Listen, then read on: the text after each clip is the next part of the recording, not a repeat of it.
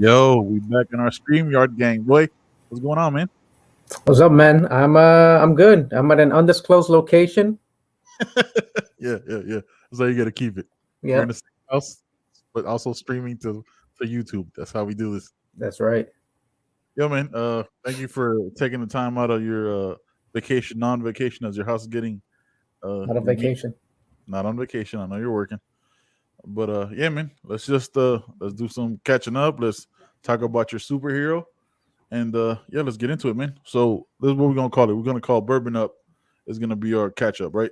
So what's been going on with you? How's everything with the family? Spend a couple minutes on this, and then we'll get into it as I open up my Larceny Small Batch. I've been meaning to get that. It's $25, dude. That's What, honestly what I what got. is it? Is it rye, wheat, or just straight whiskey, Wheat. bourbon? It's a weeded bourbon. Okay. Oh, I first hit of up all, my.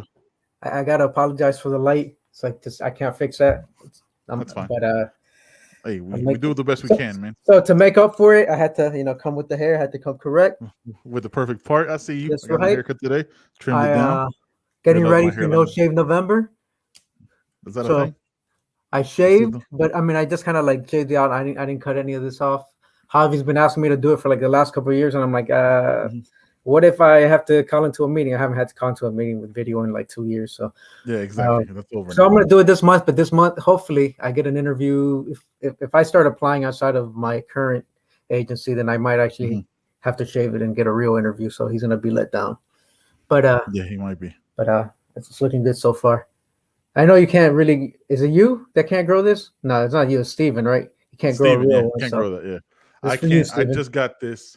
I just got my mustache to kind of connect, and that's mostly because it's like the Fu Manchu situation right here, Yeah. where like my side is you know what I'm saying, like the longer hairs are coming right here. So I'm shout out to that, getting that connection popping. Well, that's it, man. Yo, with me, literally just happened while we were a little bit late to go live.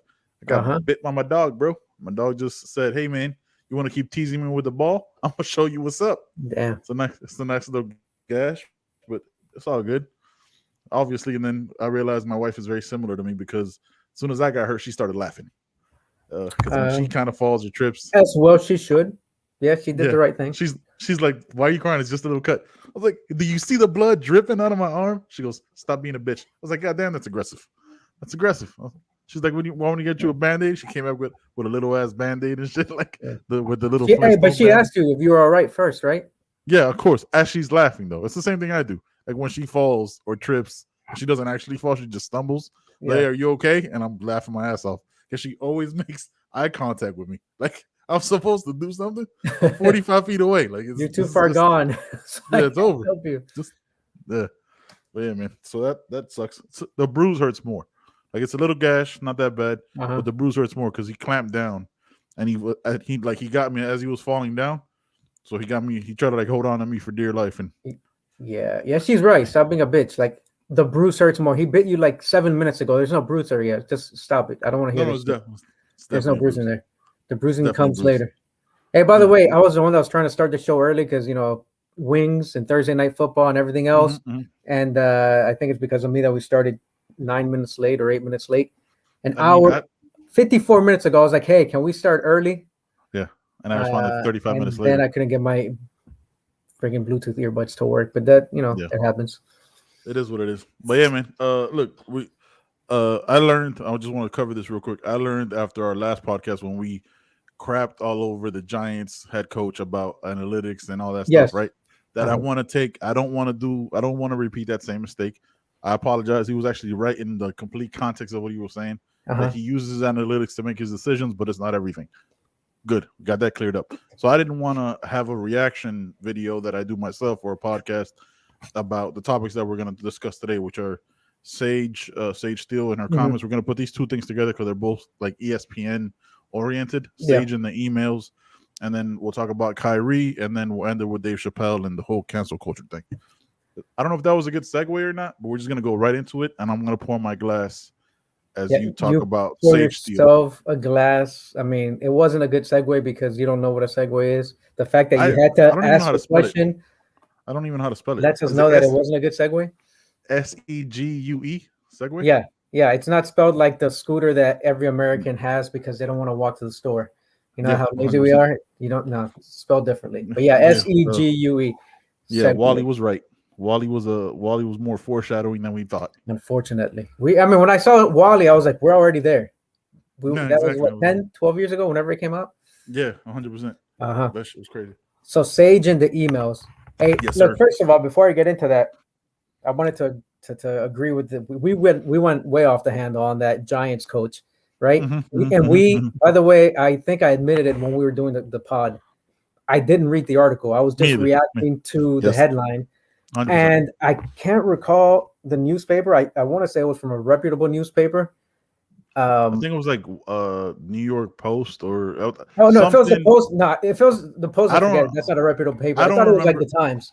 I thought it was like it might have been Times or Wall Street Journal or something. And I was like, after I read the article and after we saw the video, after the pod, and discussed it with Danny. Yeah, I realized that's like what a clickbait title headline that was, right?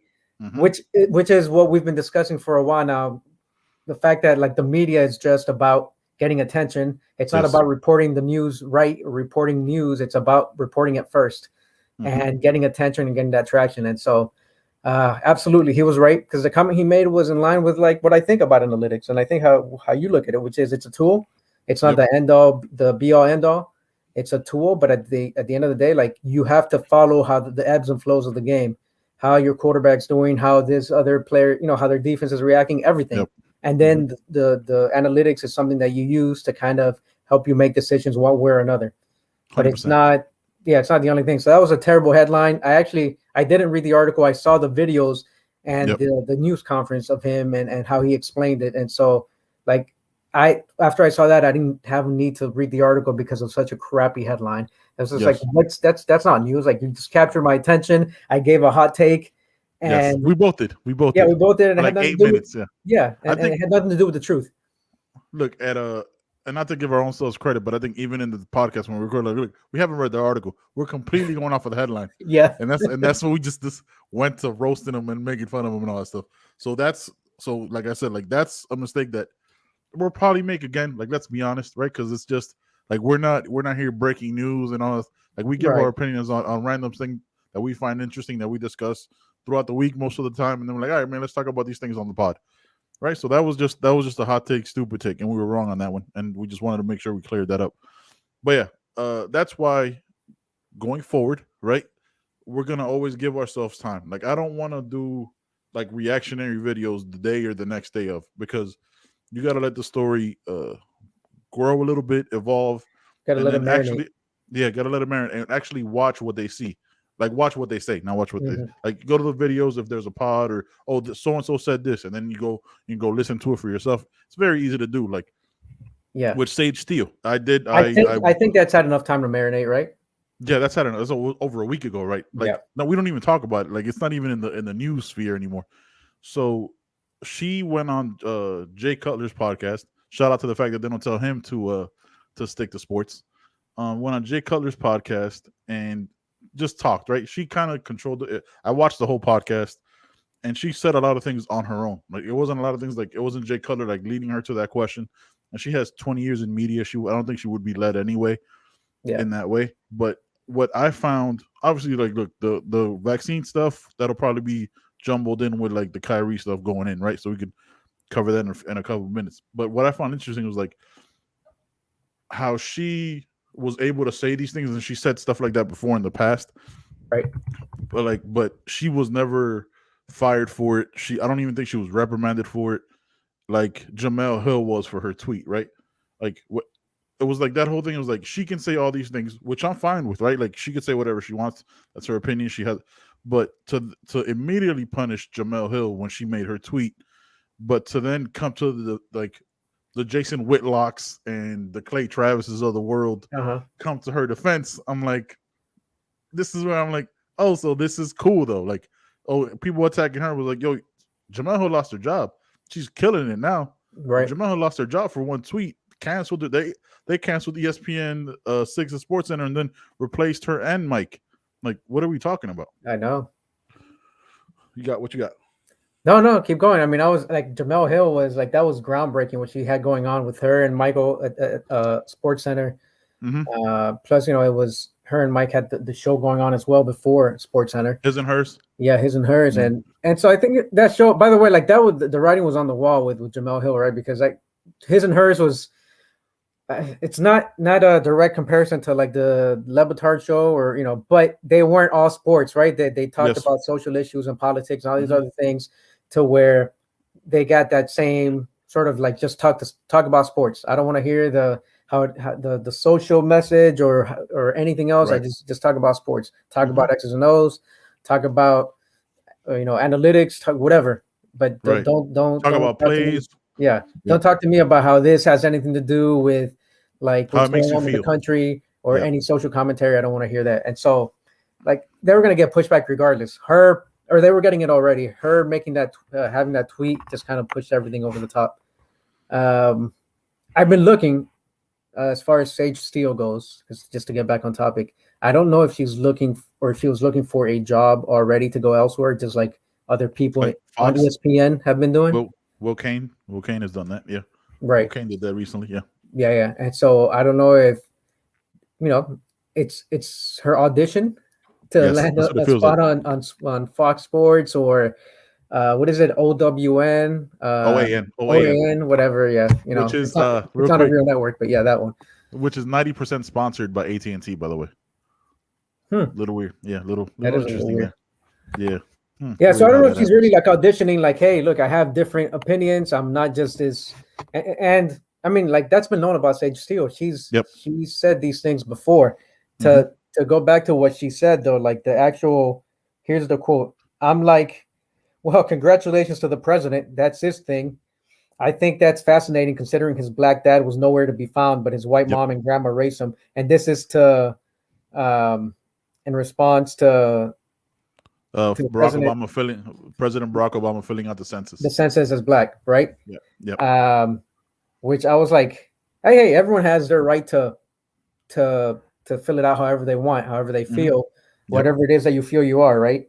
But like to say that because your father wasn't around, to point out that your black father wasn't around. So what is she trying to? She's trying to say like because all black fathers aren't around, because that is a talking point of the conservatives and the right.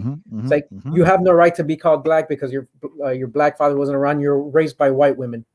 I mean, it was just that's a little like what are you digging at? What are you trying to say? Just say what you want to say. Yeah. What's that John Mayer song? Say what you mean to say, or whoever sings that song. Yeah, I think the I'll give her this, right. The multi-layered bar. Yeah. That she mixed in with that line of racism, because what it was, right, is crazy. Like that's a hell of a bar, because it does put all those things together. Oh, black fathers are never around. How could you see yourself as black? Your dad was never around. My dad was never around. I can't see myself as Cuban or Hispanic. Like that's so stupid, but it's so brilliantly racist. Right, like I mean, it's different with you, but she was trying to dig at a point, because that's the point, the talking point of the right, and black fathers not being there. Yeah, like there was something that she clearly wanted to say. I mean, she said it, but she said it in not so many words. It's a beautiful dog whistle, right? It's a beautifully racist, brilliant dog whistle where they're evolving, right? Where they're not just saying now, oh, your black dad wasn't around. Exactly. Like, but how could you relate to the black community? Your dad wasn't there. You know what I mean? Like, you'd never played catch with your dad. How'd you learn how to throw a ball? You know what I mean? Like, now it becomes that level of it where it was just like, yo, this is a brilliant ish. I was like, this is impressive. Where it's evolved into that, where they're almost like zombies. You know what I mean? Like they use the same talking point and like just try to feed off that, but like they're evolving into in a more evolved species where they're actually developing the ability to think and change their talking points. Dude, it was so that, and then like the comment that I found the most interesting, right? No, besides that was the part when she goes, and we'll dig more into the whole Barack Obama father thing, but when she says that like, oh, women, if they dress a certain way, they can't be surprised. You know what I mean? Something like that. I have it here. Yeah, I'm looking at it. Yeah, read it. It's so when you dress like that, I'm not saying you deserve the gross comments, but you know what you're doing when you're putting that outfit on too. Like women are smart, so don't play coy and put it all on the guys. Yep. Again, that's you can extrapolate to other circumstances, right? I mean, you can go as far as saying that's like, this is an extreme circumstance, but it's similar talking point. Exactly. It's like you're victim blaming rape victims. It's like, well, you shouldn't have been dressed like that because that guy came at you, he was saying things, or he acted this certain way because you were too provocative. Like, come on. Oh, why were it goes? Why all those talking points? Why were you out so late? You should have known better. Why were also you, Sage? Why are you wearing like skirts that go above the knee and then these dresses that only show like your arms and your legs, like you're just barely covered up, but then you're making these talking points, but you are part of the ESPN. They have a specific type of woman that they put to anchor these shows or to go and be analysts that are not behind the desk, right? And former athletes, or they look a certain way and they have a certain type of body, and you are, I wouldn't say scantily clad because you're on TV, but you're wearing as the minimal amount of clothing that you can to be respectable. And I haven't heard her speak up against that. So she's victim blaming at the same time. She's taking advantage of that, using her body to take advantage to get these to get these spots as an anchor, as whatever it is that she does. And I think she's being demoted. She's. I think like when I listened to that, I was like, I'll say like this, the only black person I know that's on Fox News besides like their stuff is like a woman by the name of Harris Faulkner, right? She does like their more like their afternoon shows and their morning shows or something. I was like, yo, Harris Faulkner better watch her back, yo, because Sage Steele is coming for that position. She is, yeah. They need another TWB.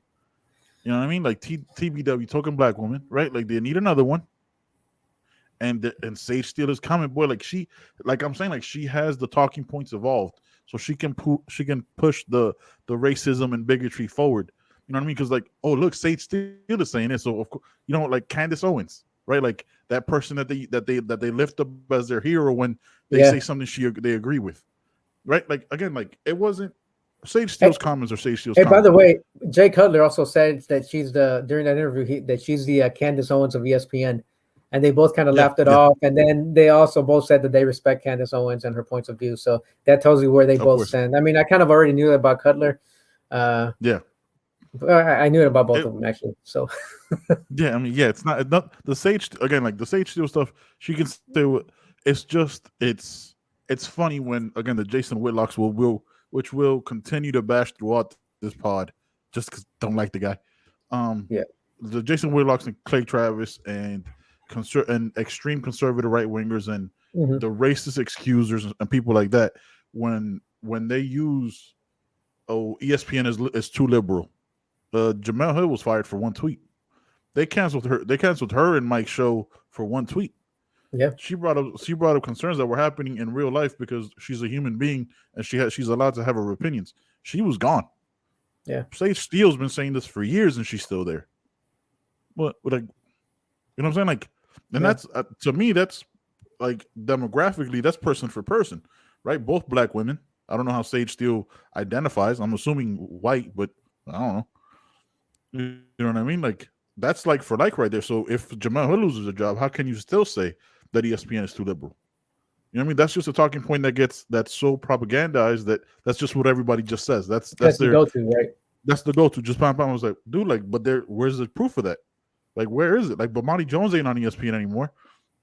He's on HBO now. Like, any of the outspoken people, that's why he was able to be on Levitard. Any of the outspoken, quote-unquote, liberals or social justice commenters or anything are gone. There's conservatives that are still... So when did he go? When did he go to HBO? Because he did...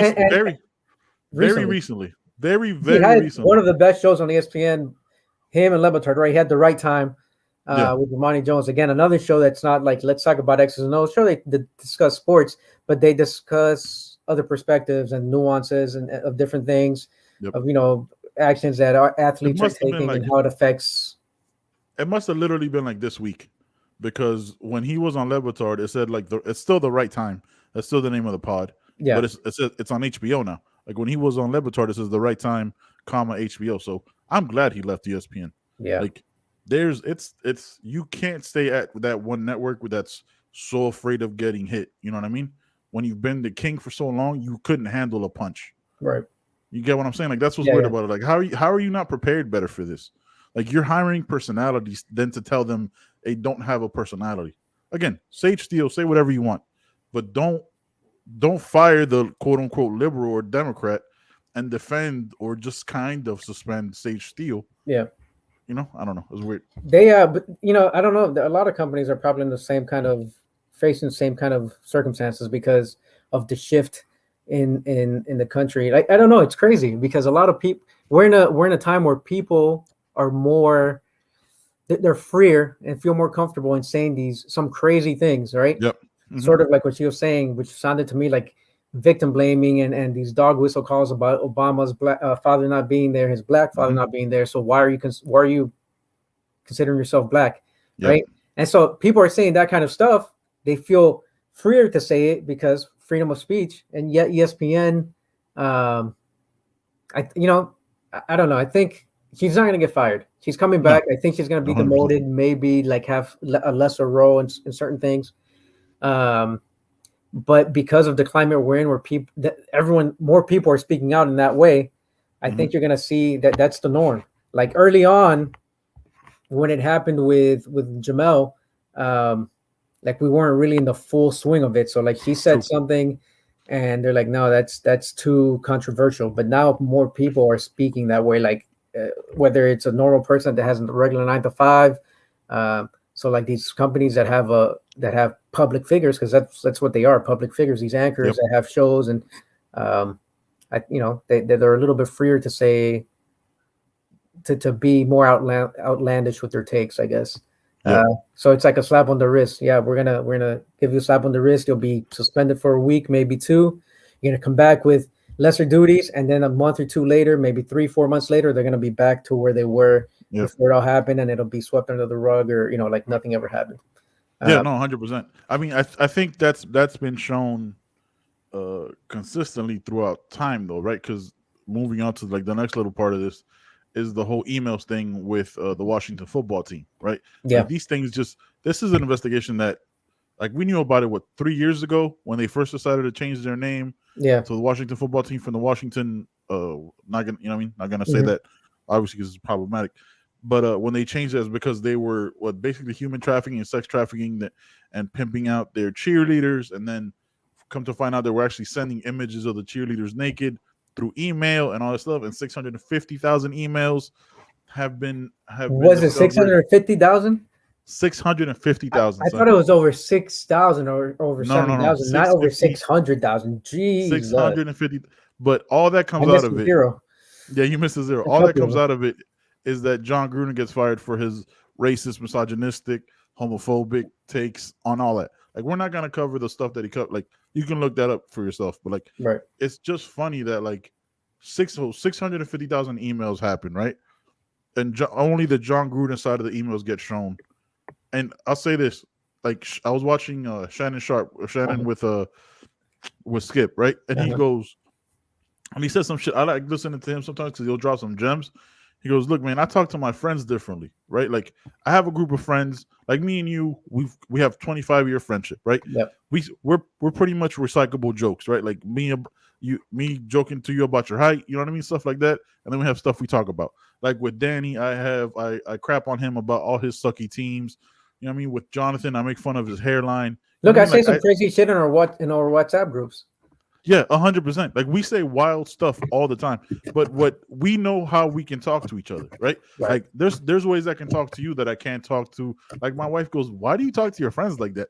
I go, "That's just how we talk. Like, it's not like we're not being offensive. Like, we'll say some disrespectful, wild stuff, wild shit, but you know what I mean? Like, because we know that person is receptive and isn't going to be offended by it. Right. So if I'm saying these misogynistic, racist, homophobic stuff to somebody, is because this person being Bruce Allen, the former president of the Washington football team, was receptive to it. That's a person in power. That's a person part of the institution. Right. That's the person, you know what I mean? Like, I'm pretty sure he's not the only one. Like, I need to see more emails. And that's what the Las Vegas Raiders said. Like, yo, all that's been shown is John Gruden's side of the emails. Like, we want everything released, right? But, so, hey, look, someone's got it. It seems like someone, like, if you look at like a conspiracy theorist, it seems like someone's got it in for Gruden, right? Yeah. Because out of those 650,000 emails, why has only his been shown? And something came out recently about Adam Schefter, right? Yeah. And he's got. It seemed like he had a 50 Shades of Grey thing going on with the dudes over at the Washington football team, where he's writing an article. This is look. He can no longer call himself a journalist. First of all, he writes an article, and then in the art he sends it to he emails this guy and he says, "Hey, here's the article. Is there anything that you want me to add, take away? You let me know how you want me to report this. Thank you for the trust, Mr. Editor. Mr. Editor, like capital E editor." I was like, "Yo, wait, what? Like, what are you? Nah, look, dude. Hey, I'm not gonna judge him. Like, hey, that's cool. You have that kind of relationship with him. Like, you got, your 50 Shades going on, but you're no longer a journalist when you're saying this is a story I'm writing about you and your team. Here it is. Tell me what points I should put in there. Tell me if I was too hard. Tell me what to take out." So that we can spin this in the best possible way. Essentially, that's what it's saying. Like, here, you tell the story, and I'll put my name on it and report it and say I'm an insider. Like, at this point, like, I wanted to not say anything because the Adam Schefter thing, I think I just looked into it yesterday. Like, you should send me the link, and so I didn't want to be like, oh, I don't, super reactionary. But like, you send a message like that, and if that's just about one story, it's like, okay, one story. I'm sure it happened with other stories. Like, here's what we're reporting about you. Tell me what else. It's not like I'm giving you a chance. I'm giving you a chance to, like, we're reporting about you. I'm giving you a chance to give your side of the story. No, it's like, here's the story. Yes. Tell me. I'm not asking you for comment. I'm asking you to edit it. Frame differently. Like, that's not an opinion. That's completely different. Like, you're not a journalist. You're not an insider. It's just like you're just a PR person for those people. You're like their spokesperson. You're not really a journalist. I mean, look, it goes. I was thinking about this too, right? And again, it's not being reactionary. It's just. Like, he calls him Mr. Editor, but you go back to think about Adam Schefter. I want to say 4 or 5 years ago when he released the images or the medical report from Jason Pierre-Paul when he blew up his hand at a July 4th accident, right? Like, he lost his credibility then. You know what I mean? Like, you could just say received notification. You know what I mean? Received information that Jason Pierre-Paul. You could have said it that way. You didn't have to release like the medical report. That's extreme, right? But on Le Batard, and I think it was Mike Ryan or somebody that said it. We go, what you're doing is you're asking the people in the positions of power to, you know what I mean? Like, you're regurgitating whatever they want you to say. Right. Like, the reason why he's an insider is probably because he lets the people with the most power edit his stories and give those perspectives and dictate the narrative. Dictate the narrative. At that point, you're not really an insider, and you're not, like I said, you're not a journalist. You're their PR guy. You're like, hey, here's what I wrote for you. What else? Did I miss anything? Was there anything else that you wanted me to put in there? Like, that's not reporting. That's not journalism. Like, you are just, I mean, it's like you're working for them. I wonder how. Now my question is, how many? What kind of payment was he receiving from these people? And I think that's a real question. Because if you have that kind of relationship, what benefits are you receiving besides, him being your Mr. Editor? What other benefits are there? There has to be something. And they're like, and then you go back to thinking what the Washington football team was being accused of by dozens of women, right? Like, what those payments could have been, right? Like, there has to be like those questions have to be asked, right? Like, if you or I associate. You don't do that out of the goodness of your heart, right? You do that because there's some kind of financial or other gain that you're getting. Mm-hmm. And I think what the article he was asking an opinion on was like the CBA, like the CBA agreement between the NFL and the NFLPA, and you're asking the person in the position of power. It was like, all right, but Chef, you've been on ESPN, I'm sure. Did you also ask that of DeMaurice Smith? You know what I mean? The person who was attacked by John Gruden and all the comments made about him. Did you reach out to him too to ask his opinion, or were you solely asking the people in the positions of power, and then went on ESPN for your little breaks from home to give your talking points that Bruce Allen or Jerry Jones or any other owner or president gave you, right? And then that's what we hear, and then that's what shapes our opinions of what. Oh, okay, it is a fair contract that they signed for the CBA collective bargaining agreement, because we're being told only the power side. Right, but that's our biggest sticking point for most of these things is like only the power gets the biggest voice, right? The little people usually don't. I don't know. It's weird. Like, it's weird how also like the situations of this change, because going into this next topic about your superhero, like my perspective is a little bit different, but also like I have something I want to tell you that might change what you think of how I look at it, if that makes sense. But let's get into this whole. Let's just touch the screen right here. Bam. Kyrie's logic. Did you get a chance? Because we're not going to talk about with this. We're not going to talk about what Stephen A. says about him. We're not going to talk about what Shen, anybody else. We're going to give our opinions on the Instagram live video that he said, because everything else before this was hearsay. I want your opinion. I want your opinion first, right? Not just as the hesitant one, right? Let's put it like that. I want like on what he said and what you think of what he said. Because did you watch it? It was like 24 minutes. It was. First of all, I have a real issue with a millionaire. He could look like a bum. I don't care. Whatever. You look like a bum if you want to. It doesn't matter. Not enough light, right? Not enough terrible light. Lighting. It bothered me. All right. It looked worse than this, and I have terrible lighting right now. Terrible lighting. Mood lighting like a motherfucker. Sorry. Terrible internet speed. Or like, I mean, look, I'm on Metro PCS. Are you on Metro too? Like, dude, just switch over to T-Mobile, Verizon, do something. Cause like he lagged a couple times. I was like, what's going on right now? Like I was watching the video and I didn't have my earbuds in. So Javi can hear it. And he goes, why are you replaying that part? This is like the fourth time. I was like, cause I don't know if my phone is slow or if it's slow on his end, because it keeps cutting off at a certain point. So I missed something he said, and then I realized no, he would freeze like at the very beginning and then at the end. So that's my complaint. All right, get better internet, man. Get over to T-Mobile. I'll give you my code, Kyrie. I think I'm gonna get a discount for like the next couple months if you sign under my name. I'm gonna email you. I'm gonna shoot you a DM or something. I'll hit you up on Twitter. I don't understand how it was so bad, dude. Listen, real quick on the internet stuff. I thought it was me. Like I'm sitting in the parking lot of my barbershop and I'm watching. I was like, what? I was like, is he on satellite internet? Does he live in a cabin in the middle of like upstate New York? Like, where is this dude? Is he at the house right now? Like, is he about to knock on my door? This internet looks familiar. This video quality looks really familiar. I was like, dude, why is it so dark? Like, if you knew you were gonna go live, right, or anything, just turn like the overhead light on. It doesn't have to be like a studio, like you set up a whole thing, but you got hundreds of millions of dollars in your bank account, my brother. Like, I'm gonna need a better video from you. Like how you dress is how you dress. I don't care, but it was dark. The light was behind him. Could barely see him. Yeah. All right, go ahead. Look, all jokes aside, right? All facts aside, that's all facts. That's all facts. It's all facts, but we're whatever. All jokes aside. His point was, well, he had a couple points, but one of them was that I don't know if he said a lot. He's been bashed, right? His flat Earth theories are hilarious to me, but he speaks his mind. He's giving his opinion. He's not. I don't think that he's ever like given his opinion as fact, saying no, this is what it is. Right. And whatever. He's like, this is what I think it is what I've looked into. So the same thing applies to the same logic applies to his thought behind COVID, right? But more important than just getting the vaccine, it's the mandates. And being mandated, and people are having to make a choice between getting vaccinated and the way I look at it is he's pro-choice, right?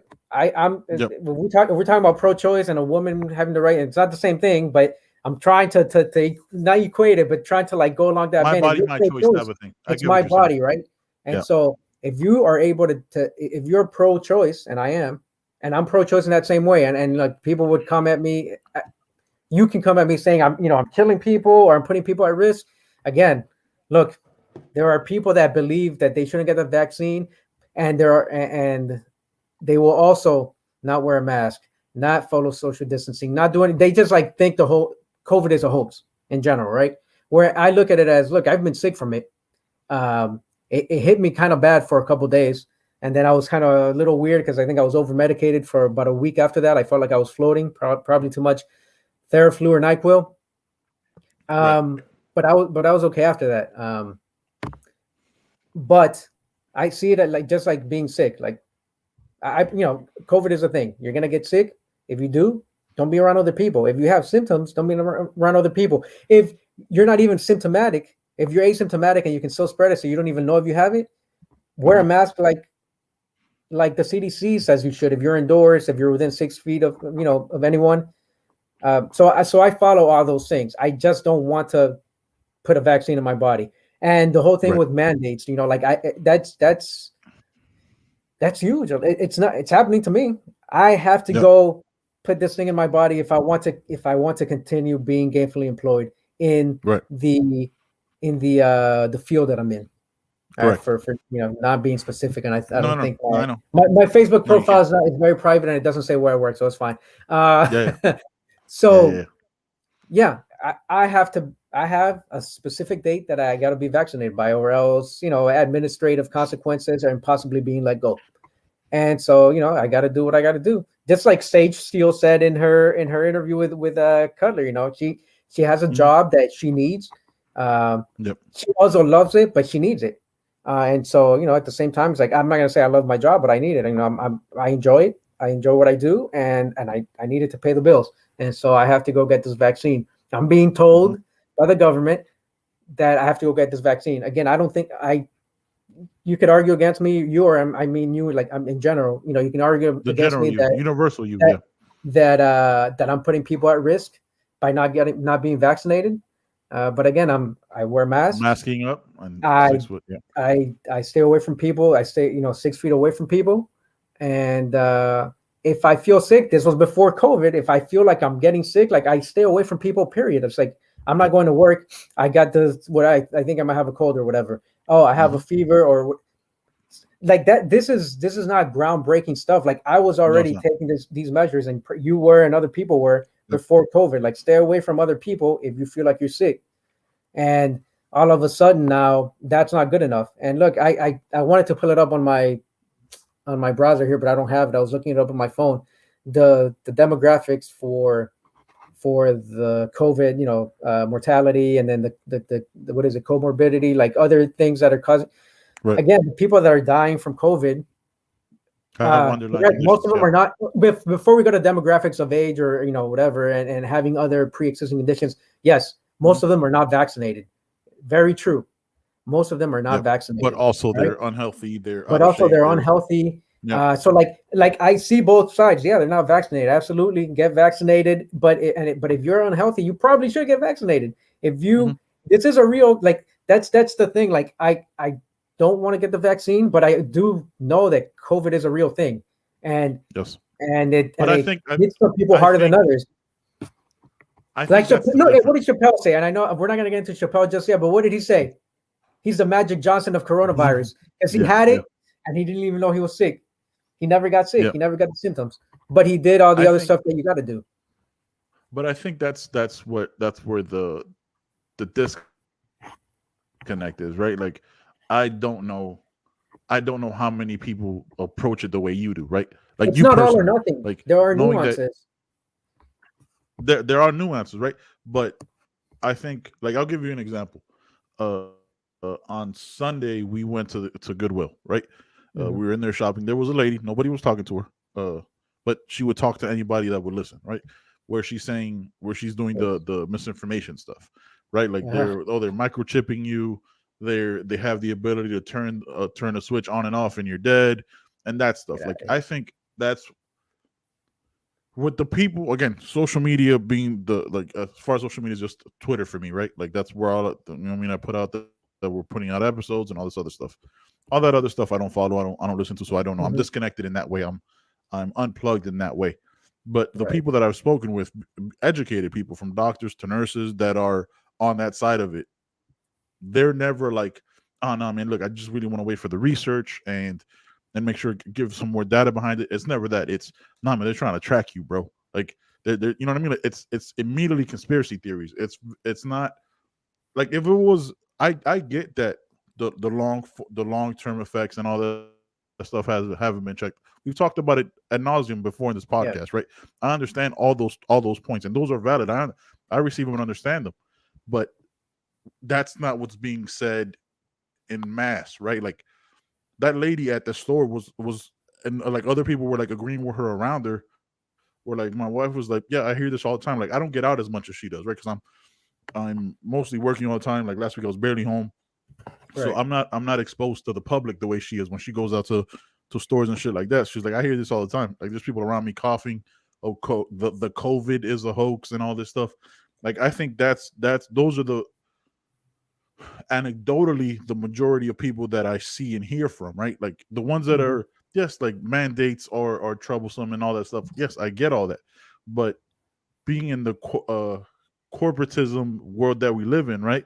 Like companies aren't doing like let's keep it a buck. Companies aren't doing this because they want to keep you healthy.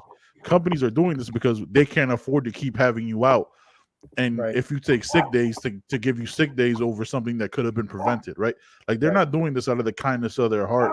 And be like, hey man, we really want you to get vaccinated. We care about you as an employee. No, in reality, they don't give a shit about you as a person. They'll replace you in a minute, but as long as you're working for them, they don't want to keep paying you sick days for something that could be prevented with a vaccine for you to be out as long as you are, right? Like that's where it comes out. It's not like some thoughtful thing. It's at the end of the day all about the money, right? Like let's say if you work for the government, same thing. Like the government has to pay you if you get sick and go home. So they're going to mandate these things. Like, look, man, we can't afford to pay you if you could have done something that's quote unquote preventable, right? Like the Kyrie stuff, I understand, but to get back to Kyrie, like get back to Kyrie. Like, go ahead. He's these things he talked about, right? He's against the mandates, right? He against being told what to do with his body, what to put in his body, or being told you have to put this into your body. But he doesn't seem to be from that video, which is the first time I've heard him kind of talk and defend himself, because he has been bashed, the whole flat earth stuff there, but also he's like the poster child for like non-believers of COVID and people that don't want to get vaccinated. And it's through the media on both sides. As their hero, though. Yeah, he's who's being propped up like as like the anti-vax guy. The hero, both. The hero, and then like the poster child for like, hey, people that don't like the other narrative of like, no, he's a COVID denier, anti-vaxxer, and but listening to the video, he was defending himself, and he didn't come off as someone that is a COVID denier. First of all, like giving credit to all these people, and it seems like he's doing all the other things.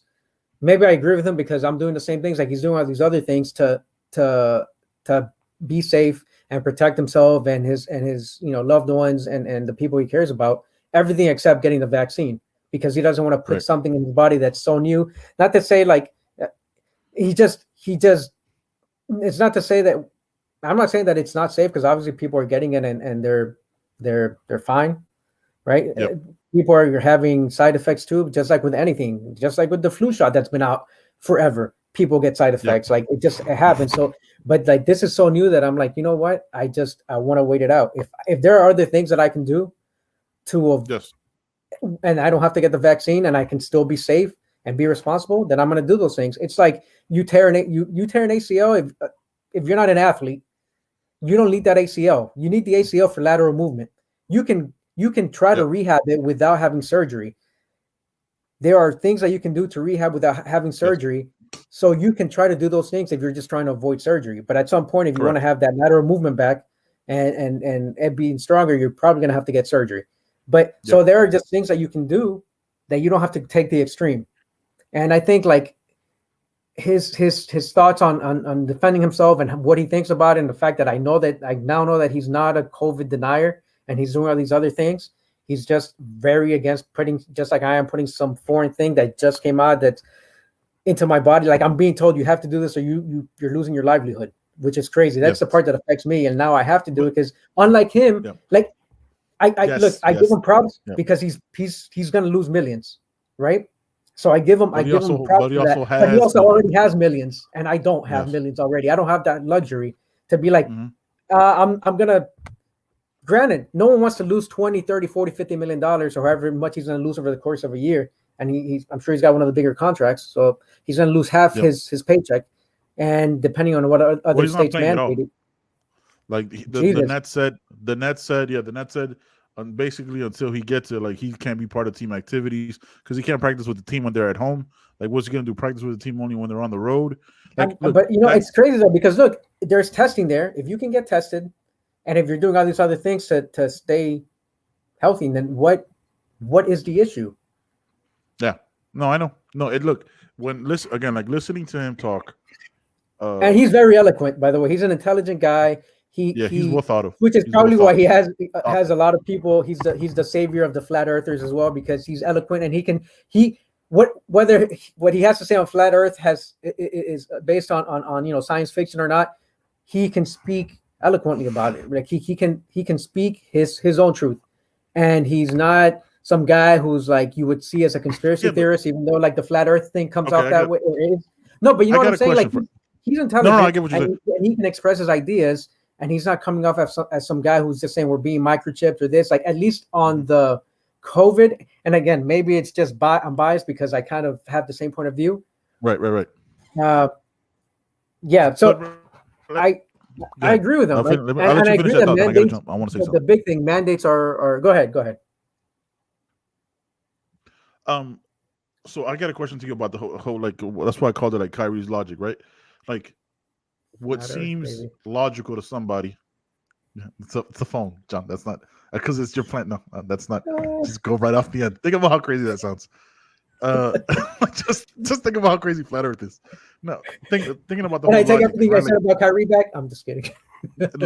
Logic is a weird thing to me. Like listening to that, I was like, all right, like anything to an individual can be rationalized as logic, right? Like what the people who think that you're being microchipped and all that stuff is like, oh man, it's just logic. Do your research. You get what I'm saying? Like to an individual, I'm saying like, yeah, in this perspective, like anything, like to me, it's just logical. Like it's just logical that X, Y, and Z. You know what I mean? Like whatever, anything to me can be logical because I view it through my own perspective. But again, like the same thing as when people, when conservatives and anti-vaxxers and you're being microchipped and it's all big government trying to track you and all this stuff. People, like when they latch onto the celebrities, it's interesting to me because they're completely being irrational because Kyrie has hundreds of millions of dollars to be able to have that choice, right? Like for him, and Rogan has hundreds of millions of dollars to be able to have that choice. Right. 99% of people don't have that choice. So when you latch onto somebody who's a celebrity, who's the shiny new toy for you to attach your talking points to, right? Like just on that side of it. Like I get the villainization and all that other stuff. But that's where it becomes dangerous because like you and me watched that video and we got the same understanding of it. Like I understand where you're coming from and what he said, but like where he kind of lost me was at the end where he's like, oh, I'm just a messenger from God and God speaks to him. I was like, that like, and it could be the fact that I just recently watched documentaries, right, about cults and shit like that. That sounds cultish to me. You know what I mean? Yeah. Like when because it could be very easily, if you're listening to that and you're a gullible, I don't know how to say it other than a gullible idiot, right? Where you believe this person only has the answers because this person is charismatic and intelligent. Like I'm sure David Koresh was, Jim Jones. Like I'm not putting him in that, but like when somebody gets elevated to that, like the Rogan stands and all this stuff, where like anything negative can ever be said about this person because what he said I agree with. That's where it becomes a little. At the end, I listened to that whole video, and I listened to every word of it. Right, and the terrible internet aside, like when he said that, I was like, oh, this is a little bit troublesome. Like this part right here, where he's like, oh, I'm gonna do this. I'm a messenger of God. I was like, what? Who said what now? Who are you speaking to? Who are you speaking to there? Yeah, who are you speaking? You know what I mean? Like that's where it becomes a little, you know what I mean? Like, and it's weird to me also, like when conservatives and anti-vaxxers and conspiracy theorists all, you know what I mean? Because conspiracy theorists goes on both sides of the spectrum, right? Yeah. When they latch onto this one thing, is like these were the same people that would tell or like shouted down basketball players when they're kneeling or when they're having any kind of social justice stance. But as soon as they say one thing, hey man, Kyrie's my hero, bro. That's right. But before that, it was like, hey, just shut up and dribble a basketball. Shut up and dribble, bro. I don't want to hear your opinion on anything. Oh no, but Kyrie has the right to say this. Oh, because you agree with, like, you know what I'm saying? Like there's no, and I pointed it out to a couple people that I follow on Twitter just to like keep attached to like how disengaged and untruthful they are, right? Like, oh, Kyrie's my hero. I was like, hey, bro, how'd you feel when he didn't want to play in the bubble because of the whole George Floyd protest? I mean, I didn't want the bubble anyway because he's again like he doesn't believe in anything Right. So everything agrees with it. You get what I'm saying? Everything's a conspiracy. That's where like at the end of that video, like I was like, oh, this is a little weird. We're like this, like you're a little bit stranger. That like the first 24 minutes and 30 seconds or whatever it was cool, like but like those, minutes. yeah, like those last like 45 seconds or when he said that, I was like, oh, like I'm glad you cut it off there because you could have got real cultish real quick. Like who you talking to right here? Like, oh, do what's logic, do what's right. I'm gonna do what's right for me. Yeah, bro, you got $100 million in the bank. You can 100% choose not to play. You can 100. You can 100 not do anything else. Not do anything else for the rest of your life, bitch. We got bills over here. Yeah. So like the people who latch onto that were like, oh, the mandate, like yes, bro, 100%. The mandates can be questioned, can be, hey man, I want more information. Yes, give you that 100%. It's scary to put something that you're uncomfortable with in your body. I'll give you that, right? 100%. But at the end of the day, we got family we have to take care of. I have a house to maintain. But look, not to lose what's a saying, not to like throw the baby out with the bathwater, which I've never understood. Do people throw baby out with the bathwater? I've never understood that saying. Whatever. I don't even throw out the bathwater. You just like pull the plug in the bathtub and then like it just goes. It's modern times. You know, the Romans and had aqueducts and we have plumbing now. Mayans did too. Mayans, shout out to the Mayans. Kyrie's he has that luxury, but the point that he was making was that like while he has that luxury, there are other people that feel like he does and they can't. Yes. They're being told you have to do this or else you're going to lose your livelihood, and so that's the real problem. And so like obviously like that's let's not. I don't want to make the point about him like having that luxury because obviously he pointed it out. I do have that luxury. I can just I'm going to lose millions. And like he said, like it's not about the money. And I was like, oh, but it doesn't matter because you have the money. Only rich people say that. Only rich people say that. Right. But the real point that he was making the point that, hey, not everyone can do that. Like he said it, not everyone can do that. And they are going to lose their livelihoods if they don't get this. Like they're being told you have to put this foreign thing in your body or else you can't work here anymore and you can't support your family. And so that's what like he was trying to bring awareness to. And so, I mean, I support him for that, for having that using that platform to say that.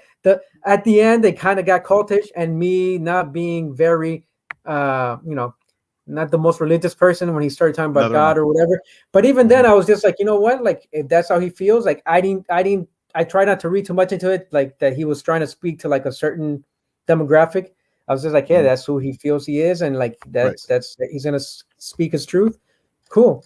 I didn't think that it got real problematic. It got a little shady, but I don't think it was anything. Got a little dicey. Almost, got a little dicey. But I thought that he defended himself because it's the first time everything's been hearsay, and like he just said, I thought he had valid points. Again, I'm biased because I kind of believe I'm not latching myself onto him. Like I already had those beliefs, and so now that I heard what he said, it's just like, okay, cool. I agree with him. I also agree with him that it's problematic because I have the same choice, and like he said, I don't have the luxury like he does. I'm one of those many hundreds of thousands or millions of people that have to make that choice: lose your livelihood or get this vaccine that you don't agree with because you're doing everything else. So from what I understand, correct me if I'm wrong. As far as I know, the mandates go to like corporations that have more than a certain amount of employees in a certain area because it's people in close proximity and stuff like that, right? So it's not. I know government, private, I guess, public sector jobs because they're not private. Public sector jobs are going to be mandated because it's the president, saying, putting that order. Companies, and that mandate was it companies with more than 100 or more employees and stuff like that, right? I think I'll say this to nip this in the bud. You can tell me if you want to add something to this, and that's fine. Like, I think what those companies should do is bring in, I don't know if it makes sense, right? But logic, this is my logic. Like, bring in doctors, you know what I mean? And like have a meeting with these people and like answer those questions, right? Because right now a lot of people are getting their information via social media and confirmation bias and stuff like that. Is like we talked about it before. You spoke to your doctor, right? Like you talk to who you need to talk to get the information. Like I'm not gonna go to Facebook or I looked at the CDC website. Their guidelines say, hey, social distance, wear a mask. The vaccine does help, but if you're not doing that, wear your mask, social distance. If you're sick, isolate. Like we did before. Like we did pre-vaccine.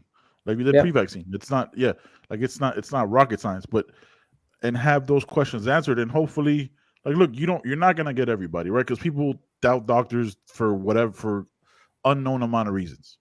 But if you just get a bigger percentage, you know what I mean? Like, that's a bigger percentage of those people that choose to get the vaccine, because at the end of the day, it's still your choice. You still have the option to not get it, and you possibly will lose your job if you work in any of those companies that fall under those mandates, and that does suck, right?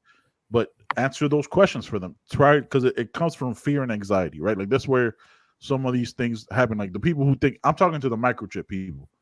Yeah. Not the ones who are like, man, I don't, you know what I mean? I'm talking to those people like, dude, when that lady goes, oh, they have stuff anywhere they could decide to kill you. I was like, yo, hey, bitch, we workers, Johnny right? Mnemonic? Like, what is this? Or yeah, like, we just watched, like, I don't know. Javi and I have been watching all the Marvel movies in a row. So we just saw Captain Marvel yesterday, as one of the many movies we saw. And she had that chip. So what do you think? Yeah. Like the what did they call that thing? The greater intelligence, or the whatever they called it. Yeah, the supreme intelligence. The supreme being, intelligence is gonna just shut me off, control me, because they're gonna put some chip in me with the vaccine. You know what's funny?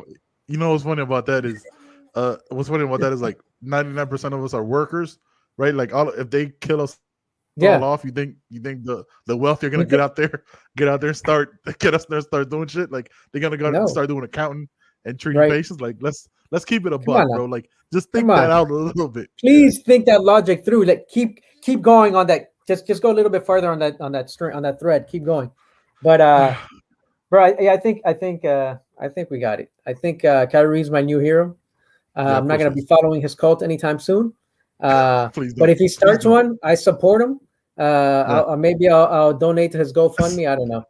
But you know what was funny to me when he goes, I support people that are pro and anti cult. You know what I mean? Like, I support both sides. Then you don't support any side, bro. Like, just pick a side and stick to it. If you want to be anti-vax, be anti-vax. Be vaccine. Bro, if you want to be a transphobic comedian, be a transphobic comedian. That's all we saying. That's it. You know what? Shout out to you for a perfect segue. Hey, man, listen, real quick. Listen, we get into this you got to stop ruining the segues, all right? That's the whole point of a segue. You don't have to point it out, because it was perfect. Everyone knew it was perfect. I was going to get an award for it. No, you weren't going to get an award. 120 episodes in, you would have thought, you realize I'm going to point out the segues. Hey, man, Larceny, real quick. Larceny, good stuff, bro. All right. Good stuff. Solid bourbon. All right, man. Look, I, just like the last segment, I want to start this out with a little bit of a tangent, not much, and then leading into a question. What's new? I personally loved his stand-up. I loved the Dave Chappelle stand-up. Mm-hmm. I thought it was brilliant. I thought it was thoughtful. I thought it was thought-provoking. Not being in the community of LGBTQ plus, right? I don't know what their understanding and all that stuff is. I know you sent me earlier a quote from Glad, which we could get into, which I didn't read. So if you read it to me, cool. I didn't see, like, what I would have seen as problematic, right? If he called for violence or said, like, even jokingly goes, hey man, fuck them up if you see him. You know what I mean? Like, right. Keeping it a buck, keeping it 100. But saw that, my wife saw that, and the only thing we had questions of was like the space juice thing. Didn't quite get that joke. You know what I mean? Like, we had to look it up. Didn't quite get that part. I'll look it up, and I could see why you and or your wife especially would be sensitive to a joke about. No, it wasn't sensitive. But like, I just, not sensitive, but I mean sensitive. I didn't get it. More sensitive to jokes about Yeah, my wife being Jewish, obviously. Yeah, but I didn't get the pun of that joke. Just like I didn't get the one about the veteran, when like he talks about like the veteran like backing up to the stall. You know what I mean? And peeing that way, I was like, I don't. That joke went over my head. That might have been funny to somebody. I didn't get that one. But as far as that stuff, like, I thought he was poignant. I thought he was brilliant in his breakdown of it. I personally, right, can only speak for myself. Just like you can only speak for yourself when you speak on this shit together. I didn't see an overall problem with what he said. Like, I think people missed the part where it was the basis of that entire commentary was when he said something to the effect of, which I should have seen earlier, but something to the effect is like that community is uh is oppressed up until the point they remember that they're white, right? Like, or something to that. Like that's I think that was the framing of that entire line of jokes. And I also didn't understand why that mother and daughter, you know who I'm talking about, sitting in like the third row. Oh, you saw them too. Come on, bro. Purple like, hair? Yeah, purple hair.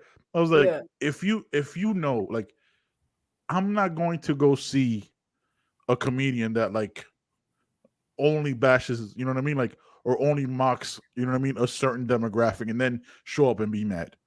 You get what I'm saying? Like, I didn't understand the logic behind that decision, right? Like, if you know he's gonna roast you, right? Like, and roasting by a legendary comedian is very uncomfortable. Yeah. Right? Because it's gonna be some shit that you're. It's gonna be good. It's gonna be some shit that you're not ready to hear.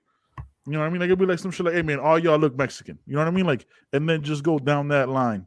Right. Y'all just different versions of a Mexican. You know what I mean? Like shit like that. Like, if you're not ready for that, why go to be offended? Doesn't make sense to me, right? Like, I don't watch or listen to people to make me upset in any way, in my personal life, in my anywhere ever. Like, I don't do that. So I thought that was weird, but I really didn't see the comments to be outraged by. You know what I mean? Like, what do you think? I think we agree on this, but like, I want your perspective and your take on this, as this is the last. Yeah, first of all, like Chappelle said, hey, I'm going all the way.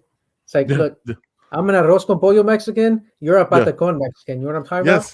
Yeah, for real. But look, the joke about the veteran, I think, is just, I was thinking about it during the show, and I was like, it could be either one of two things, and maybe more, but like the two things that came to mind was, veteran got his dick blown up on ID. So you're pulling back on you gotta hold on to something and turn around. I don't know. Or the fact that hey, you're a veteran, so like, just thank you for your service. You can do whatever the fuck you want. Just, you want to pee backwards, pee backwards. Or third one. This might get this whole YouTube. Or Chelsea Manning. I didn't want to say it because I didn't think it was going to make that, but it could have been. I mean, look, obviously, because of the topic of the and you know what? That's probably what it was, because of the topic of the stand-up, or the overarching topic of that entire stand-up, and his last, like, I don't want to say all his stand-ups have been about the LGBTQ plus community. Sticks and Stones and the Closer have kind of been in that lane. Yeah, but also this stand-up was like, he had jokes, he had some punchlines, but it was a conversation more than anything, right? Was that, like, this was the least or the most conversational one, where he was just like, it was almost like Kyrie. He was like, hey, let me get my side of the story, even though I haven't been getting my side of the story over my last 5 specials, but like, let me tell you what it really is. The whites. Yeah. Which it came down to that, right? The whites, and his whole line about a trans person calling the cops on him. Yeah, if that person was black, he's like, there's no way that if it was a black woman, a black woman or black trans woman, that they would have called the cops on me, because at the end of the day, there's still a black person or a black trans woman. Like, you're still in the same boat. And so that line from Glad, here's the quote, which is, Dave Chappelle's brand has become synonymous with ridiculing trans people and other marginalized communities. Negative reviews and viewers loudly condemning his last special is a message to the industry that audiences don't support platforming anti-LGBTQ diatribes. We agree. He's got 96% on Rotten Tomatoes. I'm not sure who's disagreeing. They're echo chamber. All right. He's got 96%. I gotta verify it, but yeah, last time I checked, it was right there. Last time I checked, it was right. It might be different now. Marginalized communities. I mean, like, are they? Is he? He's not black. Is he Jerry Seinfeld? Like, no, he is. I'm trying. Like, who is this dude? Is he Bill Burr? Yeah. Is he Joe Rogan? Is he Joe Rogan? Is he Brian Callen? Like, does he not know what a marginalized community is? Do they not know what a marginalized community is when they're talking about the point? That's the point of a stand-up. Yeah. And that's the point that he's trying to make. And he said it himself. It's not hate. 98? 96% on Rotten Tomatoes. So it's still 96. Yep. So the point is that, it's not hate towards the LGBTQ community. It's envy or jealousy. The fact that they've been able to amass to have this movement and make change and have progress. And he said it in other stand-ups as well. But this is like he was definitely getting to the point on this one. It's like, how about we work together? Like he makes fun of them, yes, but he's making fun of it and bringing to light the fact that, like, all these things, you can't say anything because you hurt their feelings. You can't do this because of this. But why? Because they're able to create change, something that Black people have been trying to do in this country for hundreds of years. And the LGBTQ community is doing it in a matter of decades. But since obviously more people are coming out, more people are comfortable coming out, and we're in an environment, and I'm all for that, an environment that, like, you don't have to hide who you are, who you feel you are. Very welcoming, 100%. So the fact that we're in that environment, it's because they made that push. That community has made that push to make it acceptable. It's like, okay, but don't forget, like, equal rights, you get made fun of just like everyone else does. But at the same time, it's like he's saying, like, hey, we want to be able to have that because Black people have been trying to do that. Other minorities have been trying to do that, fighting for that. And you, as a minority, and you do that right away. Now, the truth is, like, they're a minority, but they're also a white minority, right? It's white trans, white feminists, white, like, if you actually look into those movements, the feminist movement and the trans community, it's split along racial lines, just like he 100%. Talks about, and I knew this before his specials. Like, Black feminists and white feminists are not on the same, they're not on the same level, right? And they still don't get the same recognition. And I think that's the point that he's trying to make. Like, he's not attacking trans people per se. I mean, some people that he's attacking are trans, but, like, it's white people, and it's not to say that white people are the devil, but you know what I mean? Like, he's trying to bring the fact that community has been able to create so much change, positive change for themselves, while almost like that comment from Glad. It's like they seem to neglect the fact that Black people have been fighting for that. They want to be able to have that same kind of progress for them. Yeah, like, this is what's interesting to me, right? And I think about, and like, this is how brilliant he is. Like, I'm replaying the stand-up from what I remember in my mind. He goes, Gloria, I think her name is Gloria Steinem, right? Is it Gloria Steinem? I might the white feminist, the one that always wears the sunglasses. Is that her name? Gloria something. Something like Gloria, something I can't remember her name is. If you take a second and pull that up, like they literally would, like, ridicule Black. Yeah, Gloria Steinem would ridicule Black women when they were trying to be part of the feminist movement, right? He said it in stand-up. Check out Sojourner Truth. They kept her out of the meeting. Like, Susan B. Anthony. That's right. Yeah, Susan B. Anthony was like, "Yo, man, you ain't coming in here, bro. Like, no, like, let's." It was one of those things. Like, we'll take care of us, and then we'll see what we take care of you. Right. Yeah. And that, why am I not a woman also? Yeah, exactly. And that becomes indifferent. Like, yeah, it's the line that he had about Caitlyn Jenner, right? Bruce Jenner. Very, like, women should be mad as fuck about that shit. Like, he not even a woman for 8 months. I guess Woman of the Year. Yeah. You know what I mean? Like, again, white woman. Like, white, like a white man can be so powerful, right? In this context, that transitions to a woman and still has more power than all women. Like, Time Magazine, like, all women, like, no woman could have been picked for this, but this prop that you use as a celebrity to be put up as all women. My mom should be Woman of the Year before your mom, my wife. And you're not mad at that? Every woman ever. You place her up there. A white man again, let me say this again. A white man transitions to a woman and gets Woman of the Year. Get the entirety of the out of here, bro. Yeah. out, and it's not again, like, it's not bashing the, you know what? It's not bashing the community, but he says it on the stand up. Yo, I had a trans woman open for me, and you're still like, y'all still mad? She came out in support of him, and you bashed her online to the point. And again, he says it.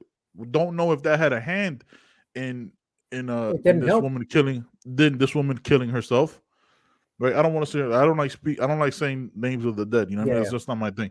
Like, this woman killing herself because the realest shit he said that actually almost made me tear up, John, keeping it 100 with you, was when he's saying that after she bombed, sat right there in the front row and said that, like, man, like, when he was saying, like, oh, I don't get your whole thing or whatever, he's like, that's not about you to worry about me. I'm having a human experience. Right. Bro, what else do you want? Like, live your truth 100% of the time.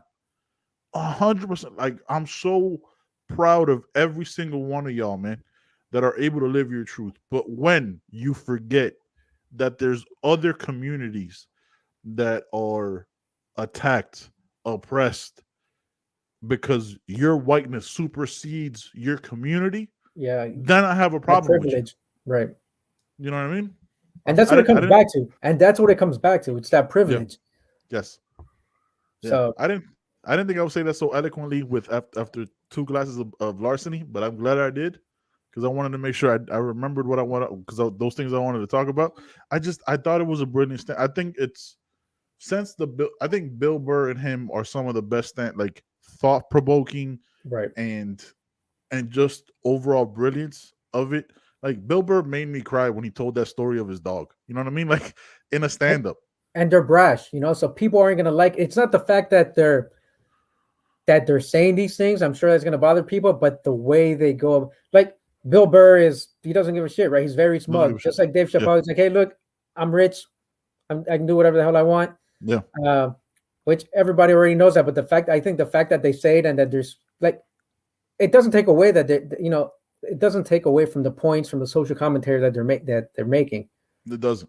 But you latch on, like. But that's what you latch on to. You choose to latch on to that stuff. You choose to, and I'm not saying trans people in general, but just people in general. Whatever it is that you choose to latch on to, you latch on to being a victim or to something that offends you. Wow. What's the saying that you like to say? Missing the forest for the trees. Like, you latch onto something and not seeing the bigger picture. Yeah. And and what you said, like, I didn't even want to keep talking about it because you said it so eloquently. It's just like, it comes down to that privilege. Yes, you're welcome. I'm comfortable giving you compliments, unlike you. As am I. All right. As am I. No. Hey, I give you compliments. You know what? You look tall today. All right. You look. Hey, look. Great way to end the show. Bill Burr said it on his SNL stand-up. Nothing, and I forget because I'm going off memory here. Like, his little monologue, he's like, nothing is more privileged and triggered than white women. Right. And this is even like something along those lines. And it's even, again, like, white women who used to be white men, you know what I mean, who are now living their truth. They're, even in the way I'm saying that, their first thing is white. You get what I'm saying? Like, and it's not, and if you want to be mad, be mad. Yeah, we're never gonna be that. Like, I don't care. I understand that your outrage comes from a place of privilege, where we, right, you and I, and those of us in actually oppressed communities aren't afforded the benefit of being outraged, because we're looked at as angry, as wanting equality is too much, as, why are you so mad? You know what I mean? Like, we could go down the line of the talking points. Oh, but why do you progress you made? Look at all the progress you made. Shouldn't you be happy? Those are things that are never told to you, right? Like, that's never told to you. Those are, hey man, you don't. Wow, when you speak English, you don't even speak with an accent. You know what I mean? Like, those are bars that are never told to you, that you have to just smile away. Like, oh, okay, cool. I got to keep my job and not slap the shit out of you. At this very, you know what I mean? Like, those are benefits. That what if I told someone from Ohio, it's like, hey, when you smile, you got all your teeth. I'm surprised. Yeah, exactly. Your that outrage that they get, their snowflakeness, comes from a place of privilege. Yeah. Right? Because at no point in his stand-up did he call for violence. Did I say something wrong? Exactly. Did his outrage? Did his comments come from speak to violence? Speak to a place of diminishing a black community of trans? He Yeah. had again. He is so transphobic. He had a transgender woman open his show that's never done comedy before. Right. That's how hateful Dave Chappelle is. Yeah. Like, let's think about that stuff while you're ready to latch on to the talking points that you want to talk about. Yeah. And her sisters and her mother have come to his defense because of this last special. Yeah. But again, like he said, the power of that community, they and then they'll bash her sisters and anyone that stands up for him because they can, because they have that movement, that power. And that's what essentially it's like, yes, can black people have that too? Can we have that power so we can make some real change? Because you guys are using it to yes, great, you're making change for yourself, but now you're using it to comes back to privilege. Now you're using it to cancel people and oppress other people because your feelings are hurt because you don't like what they're saying about you. Like at the end of the day, like what is he saying? He's not calling for violence. He's not calling for people not to be hired, not to have a certain job.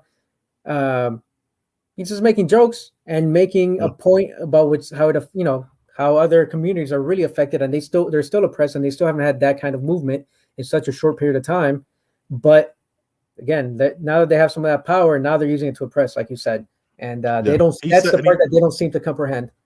And that he yelled it at the end of the stand-up, and we'll leave it here. He goes, "Stop punching down on my people," and like he's screaming it into a microphone what he wants you to know, right. And you're giving your own take. But I'll say this: I did rethink my stance on this stand-up when Jason Whitlock agreed with me. I'll keep that a buck. When Jason Whitlock agreed with me, I was like, maybe I'm wrong. Okay, I'm just gonna say that because he's a terrible, terrible, terrible human being. One of the worst people on the planet. Look, here's the thing. All right, Jason Whitlock might be a token black guy. He might be an Uncle Tom. He might be, or whatever name you want to call him. He's a Samuel L. Jackson character in Django. Yeah, that's exactly who he is. But he also realizes he's like, hey, I gotta throw something out there. I can't go all the way to the other side. I gotta have a pinky toe over the line just to be like, hey, I'm still with you. I'm not token black guy. I'm not the character from Django Unchained. Like, come on. So if he's gonna latch on to anything, it's gonna be Dave Chappelle. Yeah.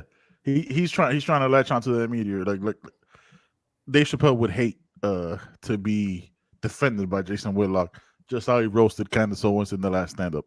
Yeah. He would not like to be attached to a person like that. Right. But again, like it goes back to the whole Kyrie thing, right? And we'll wrap it up here.